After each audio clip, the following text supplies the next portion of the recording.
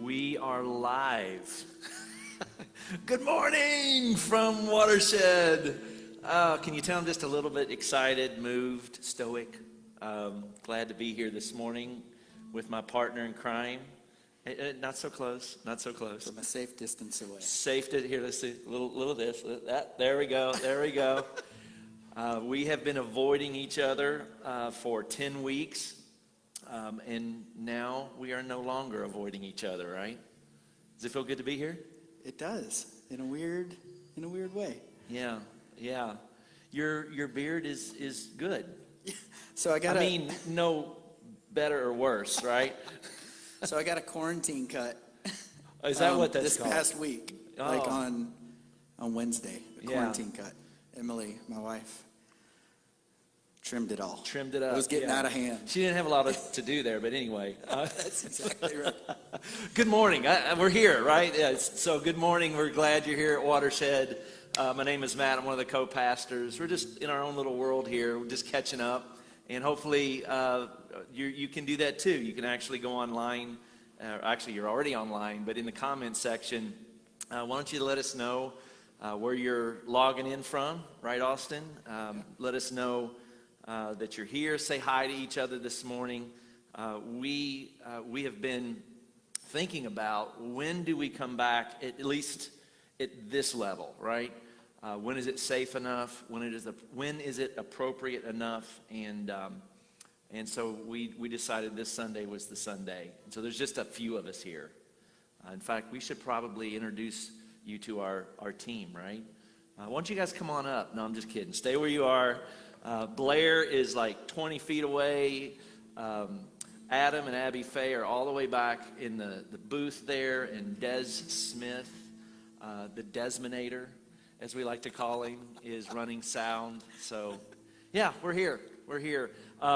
So, Austin, real quick, while everybody's kind of logging in and grabbing their coffee, our Friday afternoon was less than normal, which has been the theme of the last 10 weeks, but especially this Friday. You want to kind of talk about the phone call that you gave to me? Yeah, so we're kind of getting everything ready for this week. I was over here at the church kind of getting cables sorted, making sure we had everything since we haven't been here in so long. And I got a call from a friend who said that a tree had fallen on the Hofert house, and I had just left like maybe 10 or 15 minutes before I got that call. Yeah.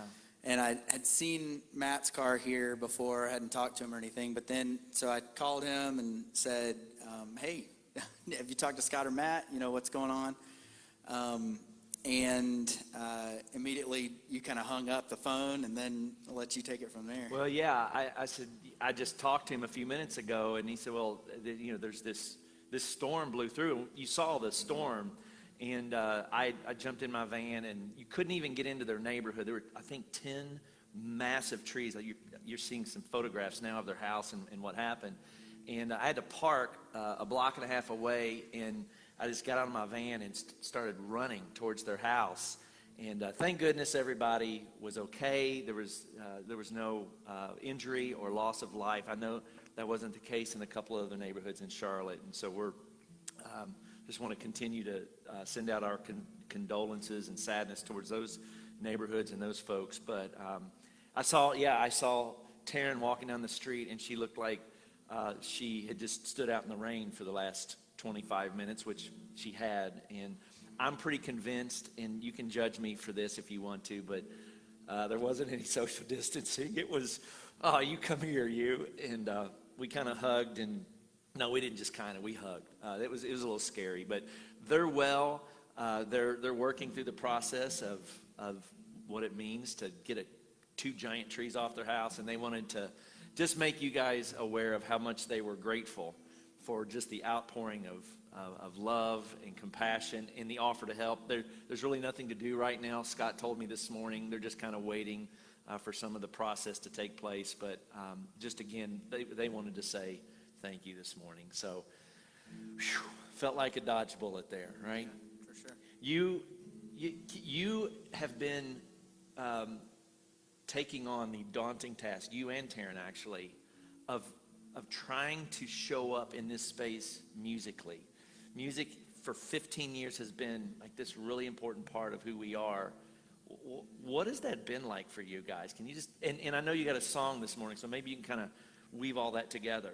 Yeah, absolutely. So, we've felt like that music was still important in the midst of all this. And I think one of the reasons that it's so important is that it allows us to kind of connect to maybe some emotional things that maybe the words and the conversations just don't. And so we continue to kind of keep music as a part of this rhythm for us. And it is a little tough. It's hard to say, sing with me, or the kind of togetherness that we usually experience when we're here all present in the room together. And so we've continued to keep it because we think that music matters. It allows us to feel and emote in ways that we sometimes can't when we're just speaking. And so I've got a couple of songs this morning I want to share with you, and we'll continue to keep music as a part of our rhythms as we continue to stream these Sunday experiences. So I'm going to do a song now that kind of speaks to the people who are hurting. This place in Scripture that talks about that the kingdom belongs to those on the margins. And so I want to share this song with you this morning.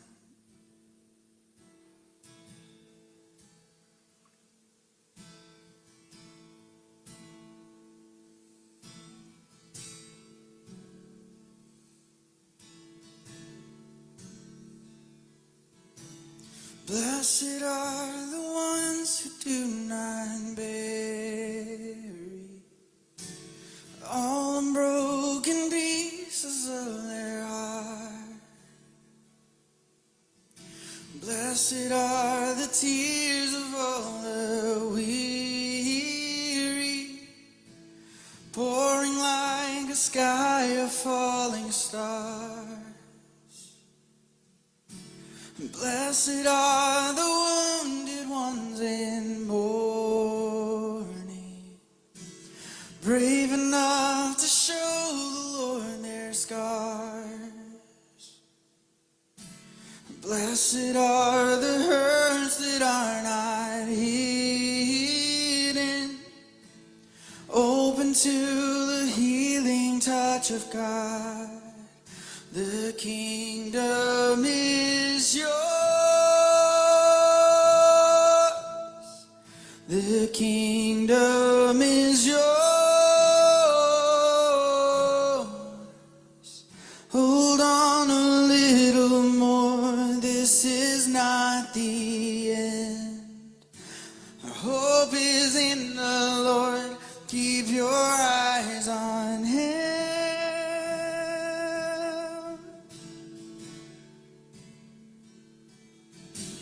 Blessed are the ones who walk in kindness, even in the face of great abuse. Blessed are the deeds that go unnoticed, serving with unguarded gratitude. Blessed are the ones who fight for justice, longing for the coming day of peace. Blessed is the soul that thirsts for righteousness, welcoming the last, the lost, the least. The kingdom is yours. The kingdom is yours. Hold on a little more. This is not the end. Our hope is in the Lord. Keep your eyes on Him.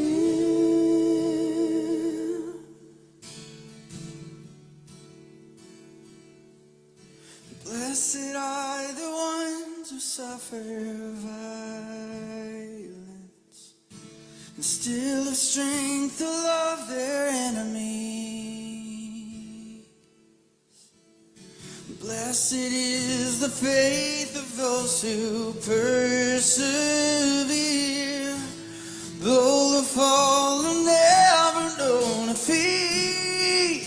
The kingdom is yours. The kingdom is yours. Hold on a little more. This is not the end. Our hope is in the Lord. Keep your eyes on Him. The kingdom is yours. The kingdom is yours. Hold on a little more. This is not the end. Our hope is in the Lord, and keep your eyes on Him. Hold on a little more. This is not the end.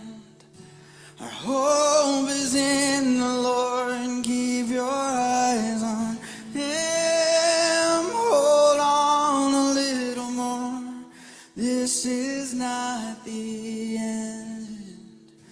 Our hope is in the Lord, and keep your eyes on Him.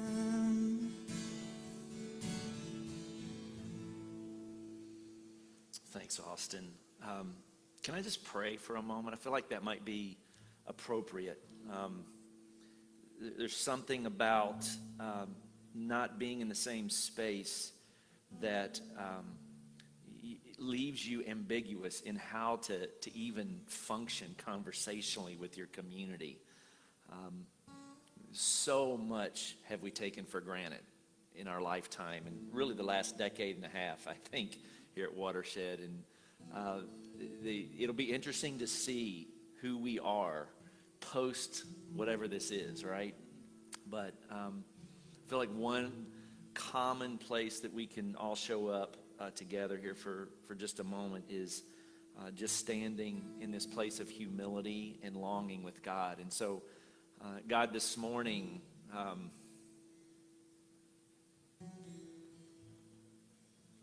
it's just striking me that it's been 10 weeks, I think, that we haven't been together.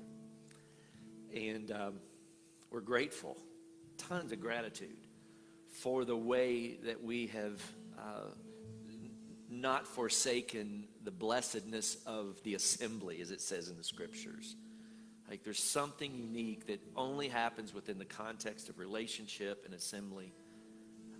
And so at one level, I feel like you have paved this way for us to be with each other beyond the limitations of what we face today. I know there are some who are very tired for a host of reasons that make all the sense in the world. And so this morning, could you just help them feel this sense of togetherness, this oneness with you, and this overarching spirit of collectiveness within our community, that we're not alone in this. There's varying spaces, there's varying degrees at which we're having to manage or struggle or survive in some cases. And so, God, may we be awake to the struggles of our brothers, of our sisters. May we continue to live with a spirit of empathy and compassion.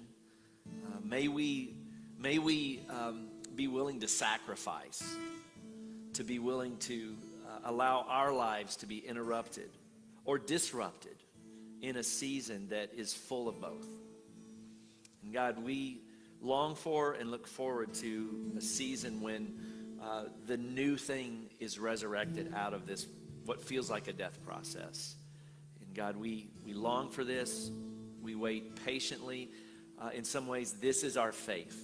trusting that there's something on the backside of what we're going through, not just as a person, not just as a family, not just as a community, not just as a city or nation, but an entire world.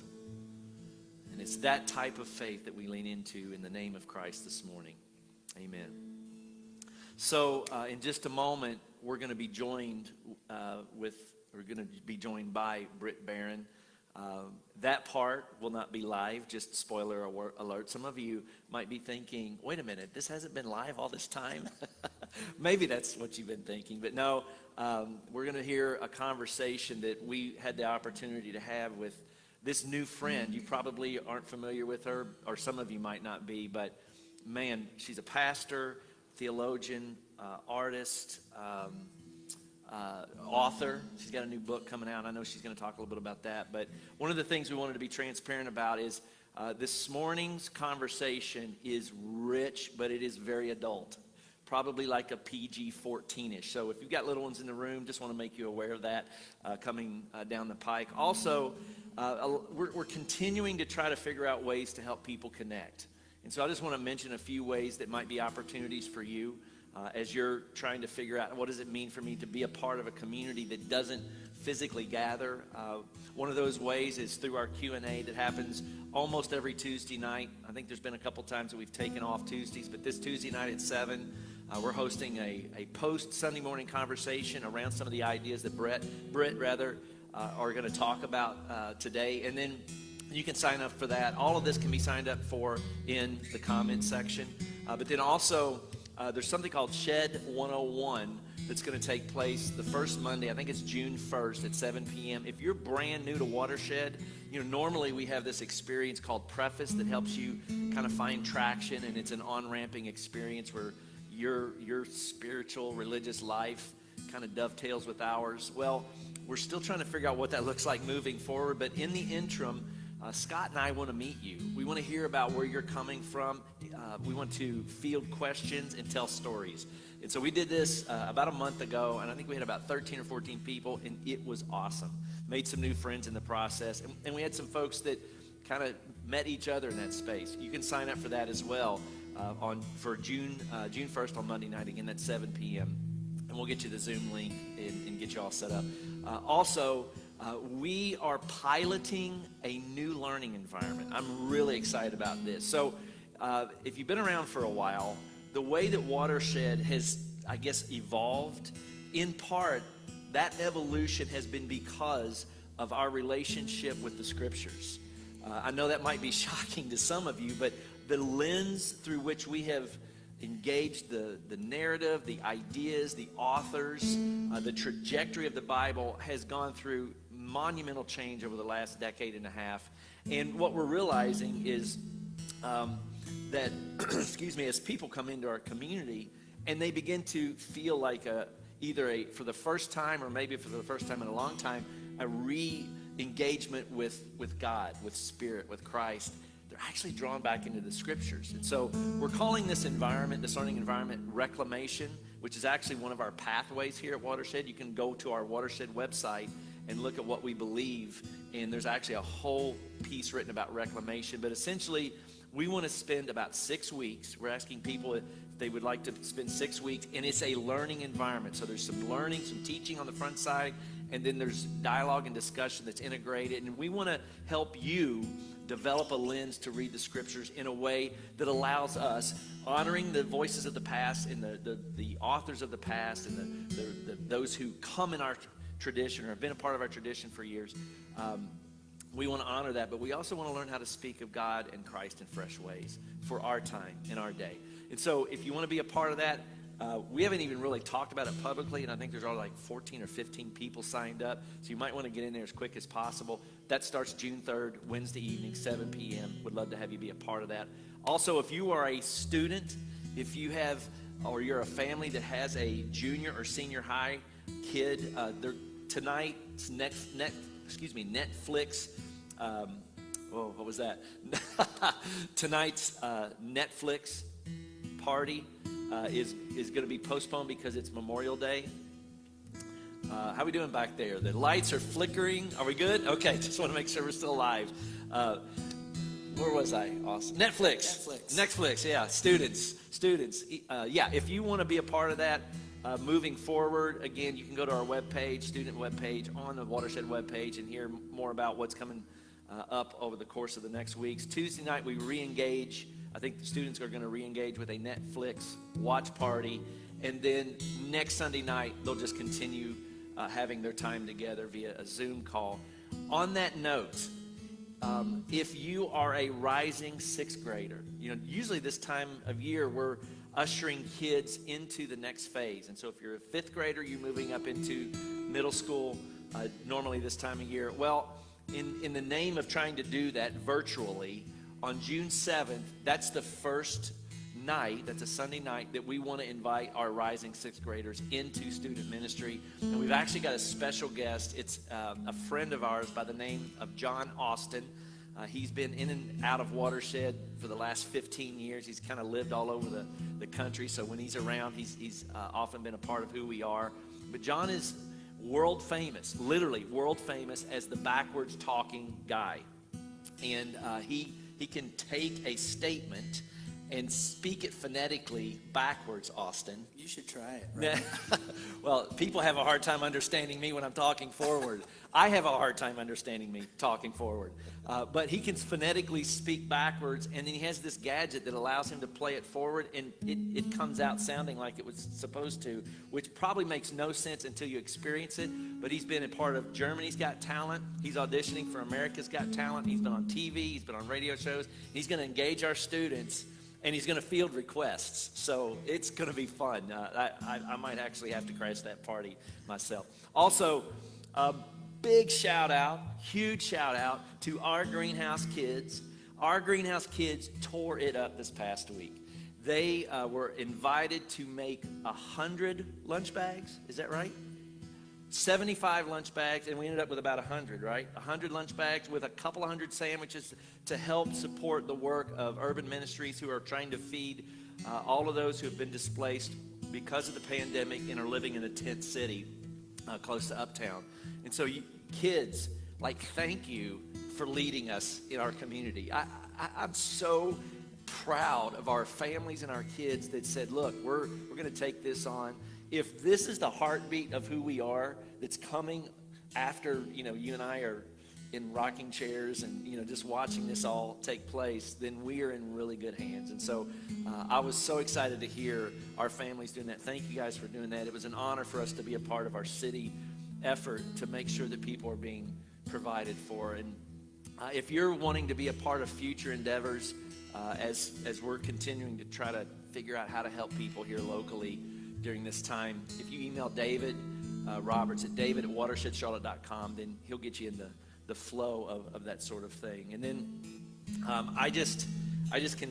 we continue to be moved by the generosity of so many of you who are watching what's happening in the world, watching what's happening in our community, and you said, my resources here are worth the investment. I take ownership. I take joy and ownership in making sure that the work that Watershed is doing, whether that's justice or inclusivity or spiritual formation or just being the church beyond its walls, this is important work. You've named that in a very powerful way, either through your one-time gift or recurring gift, and we just want to say thank you. If you want to be a part of allowing your generosity, your resources to flow towards Watershed, you can do so by engaging the Watershed app, or you can go online, and there's secure ways of doing that. Man, that felt like therapy. But it is so good to be this close to you. Not too close. Not too close. But this close. Yeah. And I know you've got something else to share with us this morning.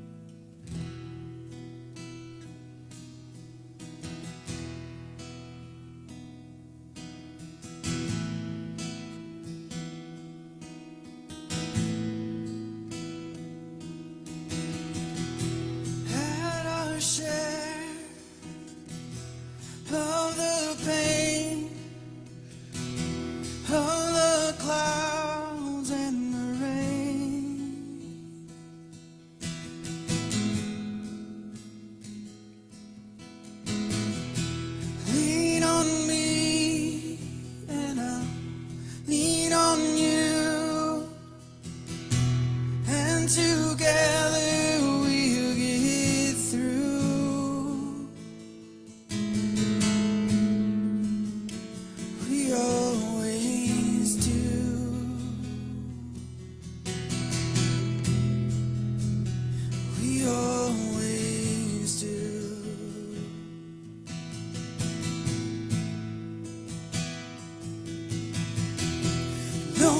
you're scared 'cause you can't see the light.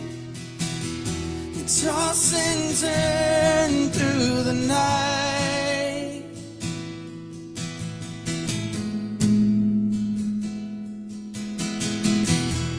Holding me and I'm holding you, and together we'll get through.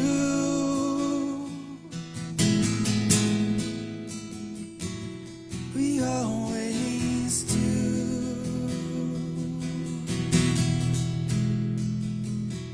We always do.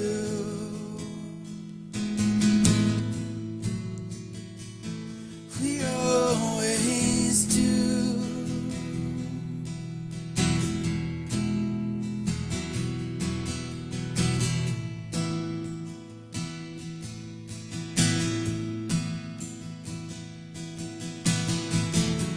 Where do you go when there's no road to follow?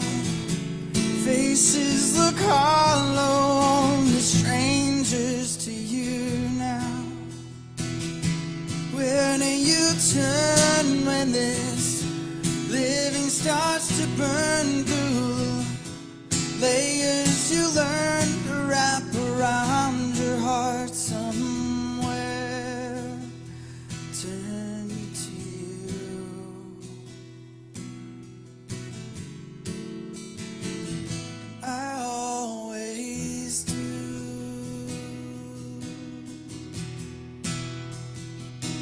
I always do.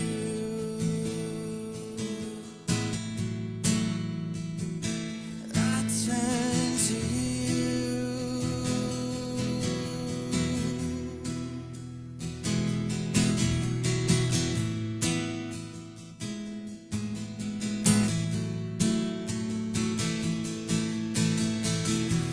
Know you're scared, you can't see the light.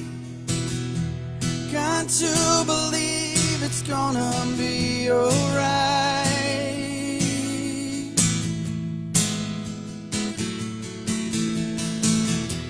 Lean on me and I lean on you, and together we'll get through.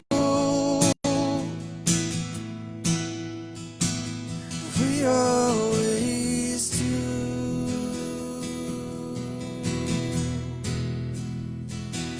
We always do. We always do.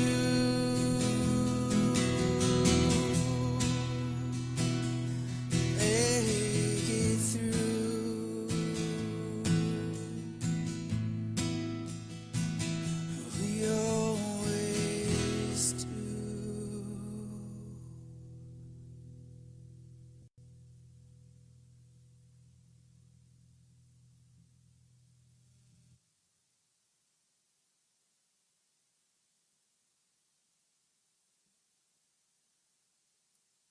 All right. Good morning, Watershed. This is David Roberts here, joined by Tommy Allgood, who many of you hopefully met a few weeks ago when we interviewed Austin Channing Brown. And then I am also joined by a friend of mine who I'm so excited for you all to meet this morning, Brittany, or Brit Barron, as I know her. Brit, welcome. Thanks for hanging out. Yeah, thanks for having me. I'm very excited to be here, excited for our conversation and to see where it goes. Now, Brit, in some of the other conversations we've had, there's kind of been this little moment beforehand where whoever the people from our congregation who are interviewing our guest sort of frame or set things up. But with you, we kind of just jumped right in. So a lot of our people might be sitting here thinking, okay, this is cool, but who is Brit Barron? Who is this person who Watershed has roped into their Sunday morning conversation this morning? So in as many words as you want, who is Brit Barron to Brit Barron? Oh, wow. Gosh. All right. What do I have to do for someone to ask me that every day? This is good. that is something that is ever evolving, but functionally, currently I am a co-pastor of a church out here in Pasadena, California called New Abbey. I co-pastor with one of my dearest friends on the planet, a guy named Corey. I am an author. I have a book coming out in July called Worth It. I am, in my former life, was a mega church pastor, and that is, traces of that poking its head around and figuring out what that means now. And I feel like I'm a pretty traditional millennial in that I have about 9 other ways that I try to contribute to the world and make money that we don't need to get into, but that's what I'm trying to do. I was telling Sammy the other day, I was like, I wish I had a better shorthand elevator pitch of, I think I'm just trying to have good conversations and make good conversations accessible for anyone who's trying to think about God or faith or life, sexuality, race, gender, any of those things. How do we make that accessible? I really have appreciated being aware and familiar with New Abbey in the last year. I got to visit last year. I didn't get to meet you there, but I was just struck by the ministry that you had a part in creating. And I guess for our audience here, and I'm actually, as I'm thinking about it, I'm just thinking, have we ever had, I don't want to misgender you, what are your pronouns? Oh, my pronouns are she, her. Yeah. Okay, she, her. So I don't know if we've ever had a person who identifies as female and queer preach. And I thought, what a beautiful opportunity. So I kind of wanted to introduce or start off our conversation from this perspective of identity. You have a book coming out called Worth It, and that's available for pre-release. But when we think about the intersections of identity, race, sexuality, and faith, so much of receiving that validation is tied up into our personal worth. So what does that look like from the space of a pastor to hold that tension today in a progressive church space? Well, I'll go on an answer of what I think you're asking, and then if halfway through you're like, you're not even making sense, just wave your hand up and I'll just stop talking. So something that's interesting is that we talk a lot about at New Abbey, because before we sort of hit record on this, we were talking about demographics, and you were saying, would you say it's accurate that most of our people came from this sort of evangelical context? I certainly came from this evangelical context, evangelical kid in the 90s, that's at the height of none of this world stickers in your car was at their peak selling. But what's fascinating is, I think, regardless of whether you grew up in the evangelical church, if you grew up if you identify as a millennial, and if you grew up in that sort of space and time, you at some point interacted with these things. It was evangelical and American sort of got tangled up in this knot together. And so a key part of that, and a key part of this sort of brand of Christianity, something that came out of it was finding your value or your worth as only true if someone in authority could corroborate your story. So God loves me is only a true statement if the youth pastor can corroborate that story.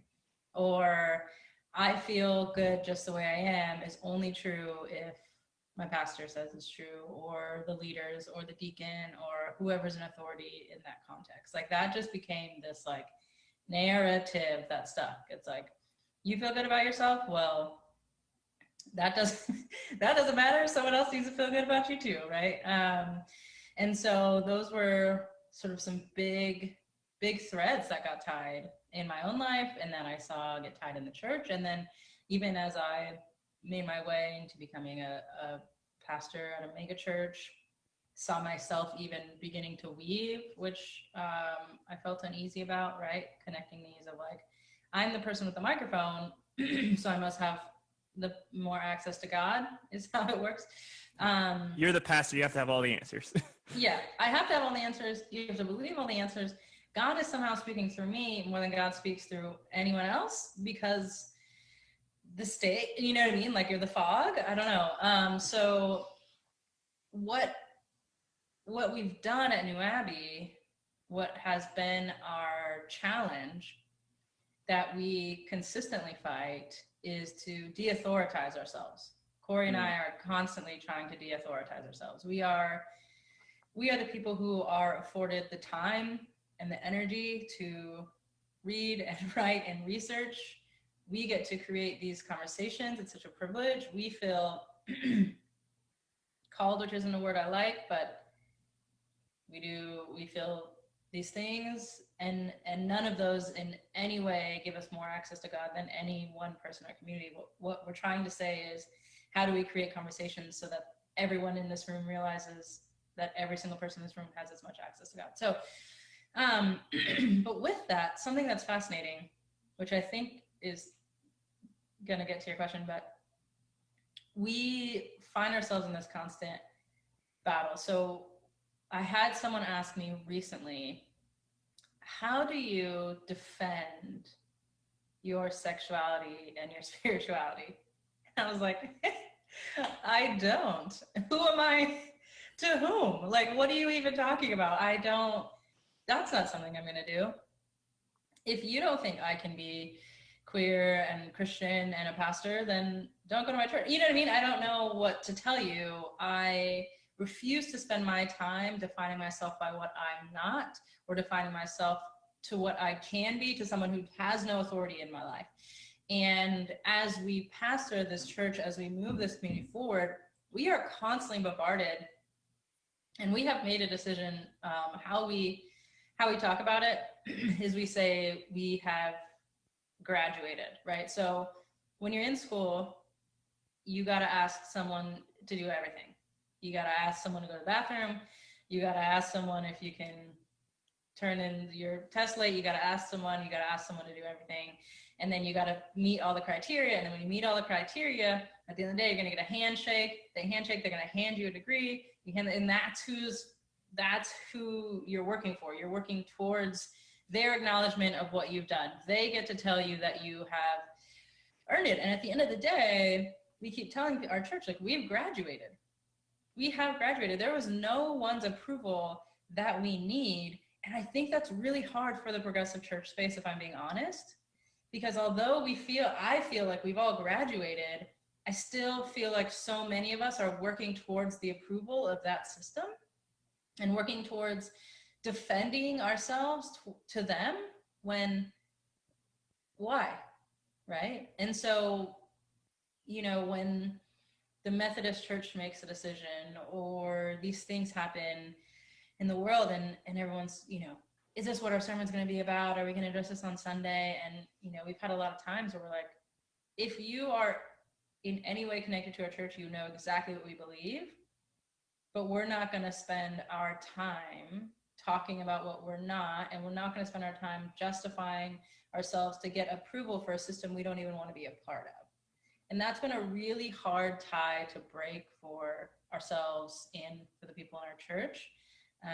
But it's something that we're constantly trying to do. It's something that I'm trying to do with my own identity as well. I'm a Black queer woman who's a pastor. And the people who don't think I can be aren't the people who get my time. Mm-hmm.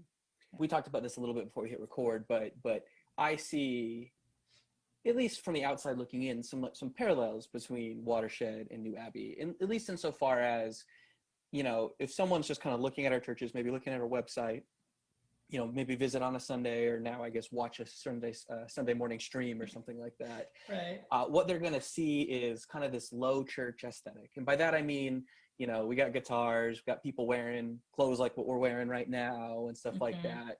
the sermon's going to be, someone, kind of TED Talk-ish, talking head type situation, contemporary music, so on and so forth. So when I see evangelical, I'm talking on one hand, kind of the aesthetic of it, how it looks from the outside. And I see similarities between Watershed and New Abbey there. But then I'm also kind of talking about this heritage that we've inherited historically, so some of that is like an individual relationship with Jesus, or the way we approach the Bible as this authority, because you're talking about authority and, kind of checking those boxes. And also kind of this really individualistic approach to faith and hierarchy and authority and things like that. And so one thing I've wrestled with, and I felt like you were alluding to this, so push back if you weren't, but one thing I've wrestled with in this kind of progressive or post-evangelical context that I find myself in, both personally and then more broadly at Watershed, is are we risking something, or is it sustainable to essentially take what we had before in evangelicalism, structurally and culturally and whatnot, and then just be a little bit more inclusive with it? So it's all kind of the same thing, but now we're bringing in LGBTQ people, and now we're taking steps towards being anti-racist. Is that sustainable, or are we bringing with us assumptions and baggage and structures and hierarchies and so on and so forth that are constantly going to be sabotaging those attempts to do something new? This is the moment where I decide how much do you want to say? But I think, yeah. I think yes, and both and, right? Let me start by saying there's nothing in this world, I think, that is completely void of good. And the way that evangelicals have, I think, approached prayer has been good. The talking, the emoting. And so let me not just say there's not one thread of anything halfway decent that could come from that. However, it's been incredibly damaging in many, many ways to probably all of our lives on this call. And so with that, what's fascinating is this is what I say all the time. I tell this to Corey, I tell this to our church. I'm like, I'm not interested in just doing church differently. And by that, I mean, we do it exactly the same and now gay people can come. Like, you know what I mean? Like, I'm not, now there's a rainbow flag in the background, but everything else about it is the same. Like, I'm still in charge, I have authority, you still, you know what I mean? Like, I'm not, that's not interesting. And I don't think that's sustainable, to answer your question. And I don't think that's the way forward. I think we need to reimagine what church is. We need to do church differently. We need to think differently about so many things. And we have to, what's fascinating to me about, and this is why I was like, how deep do you want to go here? But what's interesting to me is the way, and I came in to the progressive evangelical world, and then I feel like I started to make my way out of it. And this is why so we're going to address the homophobia. We're going to address the systemic and systematic racism and white supremacy of the world. We are going to attack patriarchy and these sexist ideals. But what we're not going to confront is the ways in which our fundamentalism from our previous evangelical context is driving that work, is driving the way we interact with that work.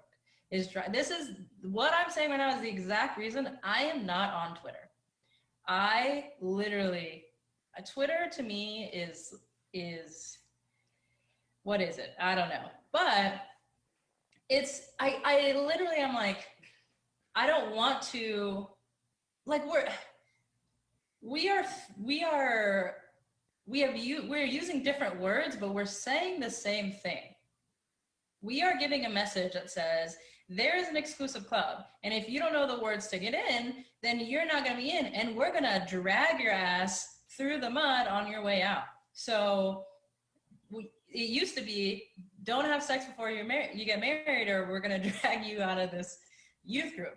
Now it's oh, you don't know the right anti-racist language that we're using now you're out of our group. It's not that we don't want to do good work, or it's not moving towards good, or there's not amazing people, but at the same time, I think we're trying to undo every structure except the one that is driving all of our work, and that is these fundamentalist ideas that came from our evangelical background. So to answer your question, no, I'm not interested in a church that looks exactly the same, just replacing some words for others, and now we have the same structure, right? I'm interested in something that's different. I love everything that you said there, and what I hear underneath that is that we need a church to reimagine a church that is trauma informed. Because when we think about coming out of evangelical spaces or our religious expressions of our past, hurt people. And it almost feels oftentimes that the progressive church system is trying to create this safe haven where nobody can hurt me anymore. And that's just not the nature of humans or relationships. I don't know if does that even make sense?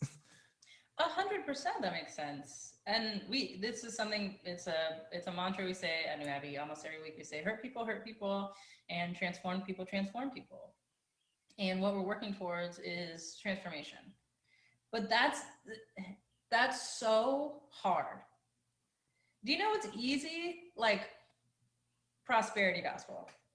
Like some days I'm like, what I wouldn't give to be able to stand up on stage on a Sunday and be like, give me $1,000 and $10,000 will come your way. You know what I mean? Like that is great. Like I would love to just tell someone, all you have to do is not have sex before you get married. Don't smoke weed, and you will never experience suffering in your life. I mean, that is so easy. I mean, that's just the best. And that's what we were told, right? We were handed this way that says, if you obey these rules, if you live life by this way, then somehow you can avoid the suffering that is so fundamental to life, right? And that came to be not true. We experience all the suffering. And now we have, I think I think you hit it right on the nose. It's doing our own work is very hard. Doing trauma work is very hard. Undoing all these things is very hard. What I think is a little bit of an easier grab is let me say this very carefully, because what I'm not saying is that we shouldn't critique and dismantle and redo and undo the corrupt systems of the world. Amen. We absolutely should. That is what I'm saying. And not but. And if in doing that, we are still tied to somehow defending our existence to those people, we will end up like them. You just will. This is the entire story of Exodus. There's a million times in Exodus, that is an exaggeration, but there's at least 5 where come back and say, don't forget that you were slaves in Egypt. Why? Because now you have the opportunity to hurt someone in the same way that you've been hurt. And if you haven't done that transformation, if you haven't done that, you will hurt people in the way that you've been hurt. That's what humans know how to do. That's what we default to, right? So sometimes what scares me about this progressive world is it becomes less about people getting free, and it becomes more about oppressing our oppressors. Yeah. So what I hear you saying is almost there's this new progressive form of purity culture, wherein in the same way, you pointed out, you pointed out some examples from maybe more of a conservative context, don't have sex, don't do drugs, don't swear or whatever, or do this, prosperity stuff, give this way or serve this way, so on and so forth. And that's easy. And what I hear you saying, and push back on this, please, if I'm misunderstanding, but what I hear you saying is you've observed, and I'm assuming probably experienced, this form of almost progressive purity culture wherein there's this new set of do's and don'ts, and our identity is formed around that. It's almost as if we need that scapegoat. We need that we need that group to other and to demonstrate our progressive bona fides, our progressive purity, our progressive kind of performative holiness to, in order to in order to kind of pursue that sense of wholeness or unity or freedom or whatever that we're so desperately pursuing. And so even though maybe we're including more people or standing on the right side of history, so to speak, or so on and so forth, we're still risking kind of the self-sabotage of turning the very thing we're condemning either back on the people who we are condemning, or even on ourselves when we don't meet the arbitrary standards that we've set for each other. It's just hard to do hard work. And I think that I'm a Black person in America, so half the time I'm like, man, fuck y'all. You can do whatever you know what I mean? I'm not playing this game with you. I'm not about to be the bigger person because you're racist. Like, and that's this is my own tug and pull. I don't want to come off, yeah, and I don't want to come off as I'm sounding like I've done so much inner healing work that I can dismantle the patriarchy without a twinge of hate in my body. Like, no, I'm not saying that. But what I am saying is that this tug and pull that I feel in my own life, I know is so true and so evident in this progressive Christian world. And I don't know that we are having the conversations about it that I'd like to have without the, like you said, like this sort of condemnation. I don't know. What would those conversations look like? What, like, if we were having them in a way that you imagine and that you envision that was inclusive, what would that look like, or begin to even look like? That's a great question. I think there have been a few times in my life where I feel like I've had these conversations and they've been really hard. I don't know if you guys, this is a tangent that I promise will come back and make sense. Have any of you watched Black AF on Netflix? I started watching it. Okay. Yeah, it's good. It's so freaking funny to me, but this is a little bit of a spoiler, but it's not the whole spoiler if you haven't gotten to this episode yet. But there's this episode. So let me give you the context of the show. Kenya Barris, he is the person who did Blackish, Brownish, Mixedish, and a ton of other Black stuff on Netflix and NBC. There's a show called Black AF, and it's loosely based on his actual life. Like, he plays himself, like this Black man who has like risen to the success in this industry. And so there's this one episode where he gets to go to this premiere of this new Black movie from this Black director, and he takes his wife and then his daughter, who's also very interested in film. And they're watching the movie, and his wife's cracking up. They're all Black.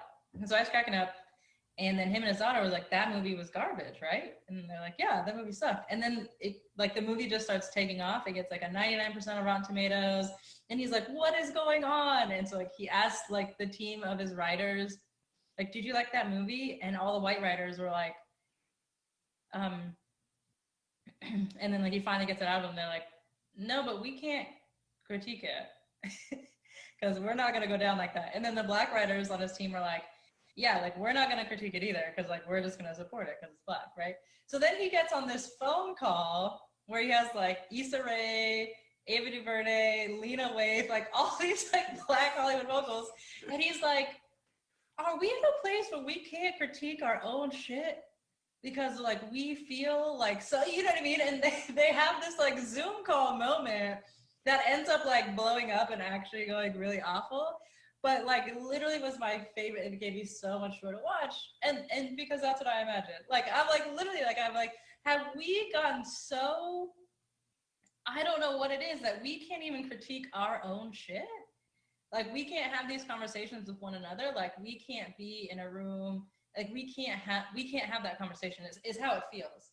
I think part of it probably would blow up in smoke and be really awful. But like that, I think it has to happen, right? Like at the end of the episode, he's like, "Man, that didn't go good, but like I think that had to happen," is how I feel. Like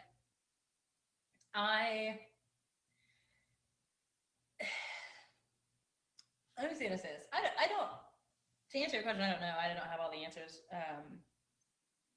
But I hope it would be a conversation like that. I hope we could get progressive Christians in a room and it's not going to turn into like a shark blood in the water moment, or what did you do right, or what did you do wrong, or did you hit all the things on the list, or are you this enough? Are you queer enough? Are you anti-racist enough? Are you ally enough? Are you? And it's a question of like, what are we building? Like, where are we going? Can the question stop being about what we're not about and who's not in our club, and can we talk about where we're going, what we're moving towards, like, and that's, again, I don't know why I'm talking so much about Exodus, but I feel like that's part of the narrative is you haven't just been saved from something, but also for something. And I don't know that we've gotten there yet, at least on a broad scale that, is visible. I love So- that. So building off that, because there's so much there. Tommy's question was sort of like, how do we kind of maybe begin that process? But let's table that for a second. Let's skip that. We talked to Andre Henry a few weeks ago, and one of the things that he kind of left us with was this idea of like, if you're not able to imagine that things could be otherwise, if you're not able to kind of envision where you're trying to get, then you're not gonna have that imagination. You're not gonna be able to imagine that the process to get there could be otherwise either. You're not gonna be able to do the work. You're just gonna keep trying to, maybe reform the status quo or make minor tweaks here and there and so on and so forth. So kind of, not to say that in real life we ever could skip the messiness that you just talked about with the, with the example from the Black AF show, but if we could, or if we're envisioning X amount of years into the future, I mean, what sort of thing, and there's no right answer here, what does Brit Barron want to build? Like this bigger thing that we're building, what could it look like? What are some audacious things that maybe we don't even have categories for yet because they just seem unrealistic or unobtainable? How are you going to pay for it? So on and so forth. Like, if you could dream a little bit, what would it look like? That's a good question. I think there's a few things that I'll say this, there's a few things that I could say off the top of my head that we can chat about, but at the same time, I think I just want to acknowledge that those are things that I think would be dope and I think are attainable, and I in no way hold the keys to the answers. So part of my dream for what is built in the future is that there's a lot of different people building it, that there's a lot of different faces around the table when it's time to make designs, that there's a lot less gaps, I guess I'll say, in the creators of things, which, as a Black queer woman in her early 30s, like, I've got some blind spots, that I hope whatever is built is built with a little more intention of who's around the table when the dreaming process even happens. But I think there's a lot of, I'm encouraged. I think there's a lot of really cool opportunities for, specifically if we're talking about church in the future. I think there's a lot of amazing opportunities. I think there's a lot of ways to reimagine what it means to be a pastor. I think there's ways to reimagine what it means to have a church, right? Like, what's so wild to me is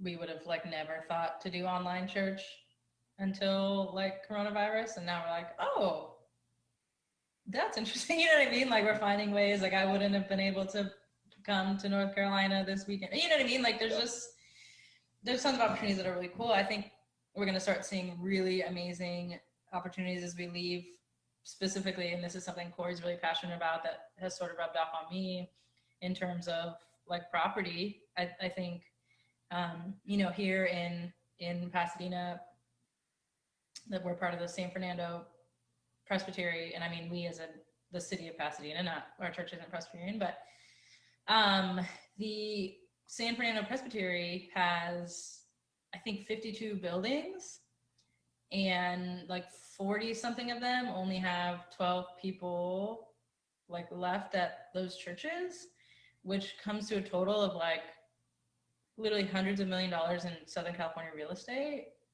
That there's a lot of dreams of what we could do with that, right? Like churches don't necessarily need buildings anymore. There's a lot of buildings that don't meet on Sundays. We can redefine how we think about money in so many ways by repurposing that building to something that can accrue like income that you can use to support your church that doesn't meet on Sundays. That's what New Abbey does now. Something that I'm very proud of is we became part owners of a CrossFit gym. And we made a deal with the gym that they don't do classes on Sundays. We have our church there on Sundays, and then Monday through Saturdays, people are getting their sweat in and making us money. So I think there's ways to reimagine the finances of church that will free up a lot of the theology of church. Because if we're honest, right, a lot of that has been tied. I know so many people I know are like affirming or think certain things, but they can't say it because it's tied to their job security, and their job security is tied to people tithing, and people tithing is tied to all these things. So that's one big random dream I have for the church, is that we will find ways to financially move out of some of the locked-in systems that we've had that will create more freedom for us to examine our own sort of beliefs and faith. That's I think you hit on often unnamed structural issues within the church when we talk about theology and finances being so intimately tied together. Tied up. And the possibility that emerges from that limited mindset, it is essentially crushed. Because the answer then inevitably comes, well, we've always done it this way, or this is what we know to work. Right. And it's like, but we don't always have to do it that way. And I just want you to brag on New Abbey for a little bit. One of the things that I really admire about you is your church space, is what you're using those funds for. Can you talk about that a little bit? Yeah, I say this every single week when we talk about money, is I'm very proud of what we do with our money in New Abbey. And so every week I stand up and I say, if you have, then would you please give? And if you need, would you please ask? So we talk often that money is the most divisive thing in our society, and we are trying to balance those scales. So we offer 0% loans to folks in our community for things like tires, therapy, rent. One of our neighbors here, me and Sammy's neighbor, lost their son last year, and we're able to gift him, just money to get by. So there's no limits, We have the occasional like, hey, will you fund my really wild idea? And we're like, we're going to take this one to the board because we don't know if that's what we do. But we do that. And to be quite honest, some of them get paid back. Some of them do not. Sometimes people's situation comes around, they get paid back with interest that we would have never asked for. And that's just something we get to do. And that's something that we believe in so much. The amount of money a month that we give so that people can be in therapy I'd say that's the number one thing that we get asked for, that we give to. Because we're always saying like, get a therapist, get a spiritual director. And, people email us and they're like, I want to, and it's too expensive. So we say, all right, here we go. And I'm really proud of that. We had the opportunity to be recipient of grant money. And so grant money that could front money for, Core and I to live, grant money that would help float some of like just the functional things, so that as people give, we are able to like give that. And as that grant money was like, all right, we're coming up on the end of it, you know, we had to start getting creative of like, how do we create something so that every penny that someone gives isn't tied up in what we functionally need to run the church, and we can try to create more equity in people giving money that actually goes to people in the community who need money. How do we create more of that? And so that's when the opportunity with the gym came up, and we jumped on it, right? So, which is kind of a fun thing because we get to offer discounts at the gym too now, you know, like if people want to get in shape, if CrossFit's your thing. I've done it a few times and not been able to walk after, so that's helpful. It's not my thing. It's not my thing. Yeah, I was like, no, I want to make sure there's enough space for the people of the church. I don't want to take someone's spot here. But yeah, so I'm truly proud of what we're doing with money. It's something that Corey, and we joke about this all the time. Corey's a very tall, straight, white guy whom I love. I call him my beacon of privilege. But he cares so much about money. I mean, he's always thinking about like money and how can we reimagine, how can we maximize, how can we change, how can we think differently. And it's really pushed me out of like what you said. You know, I've thought a lot too, and I've heard a lot, Tommy, like, this is just the way we've done it. And I didn't even realize that, like, I had some of that in my head of like, what do you do at a gym? You know what I mean? But I'm like, oh yeah. And we're like, okay, after the gym, do we do other gyms? Is this our quote unquote church planning model? Is this that we do gyms? Or, I mean, there's endless possibility when we start to financially reimagine some things. Wow. I hope people find that both disruptive, heretical, and inspiring all at once. Right. You know, I hope so too. Like, I am not. Anyone listening to this can think whatever they want, but at the end of the day, I'm like, I think you can do both. I don't know that there is. I don't know that there's something that says you have to financially struggle because you want to do good in the world.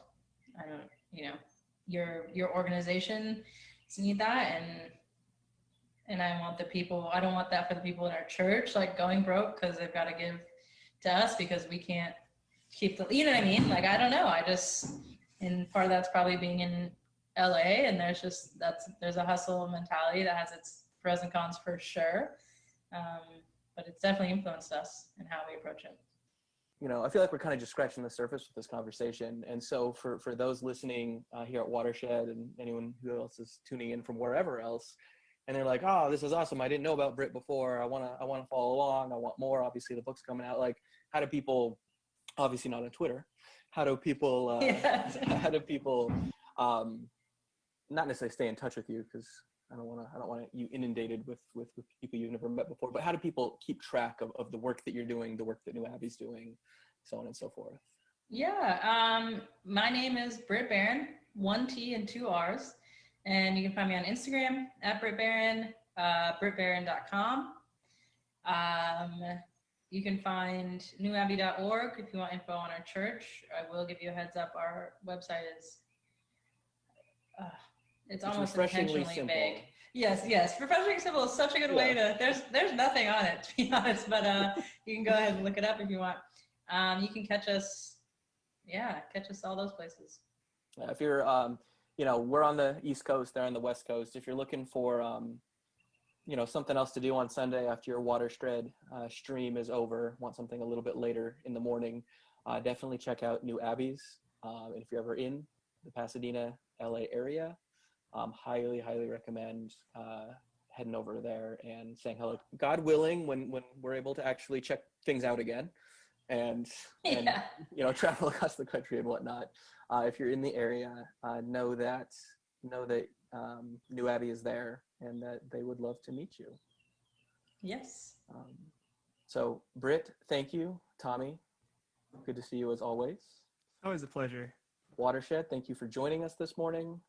We miss seeing you in person, but we appreciate the ways that you are working to help us stay connected in the midst of all this on Zoom and other digital options, and the ways that you are giving back to the community here in Charlotte and serving.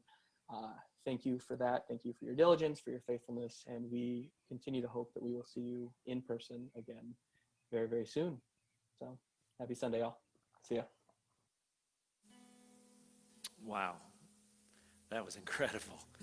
Thank you so much for enjoying.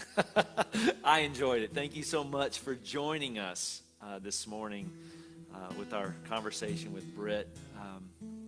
Just a couple of quick things. Don't forget Tuesday night Q&A, where I am positive so much of what she said is going to resurface in a dialogue that will be both important, spirited, and inspiring. So I want to invite you to be a part of that. And then also, don't forget to join us next Sunday, Brian McLaren. Some of you are familiar with his work, but really instrumental in the earlier stages of Watershed, is going to join us. And we look forward to you being here. And we love you. Have a great Sunday. Have a great Memorial Day weekend. Take care.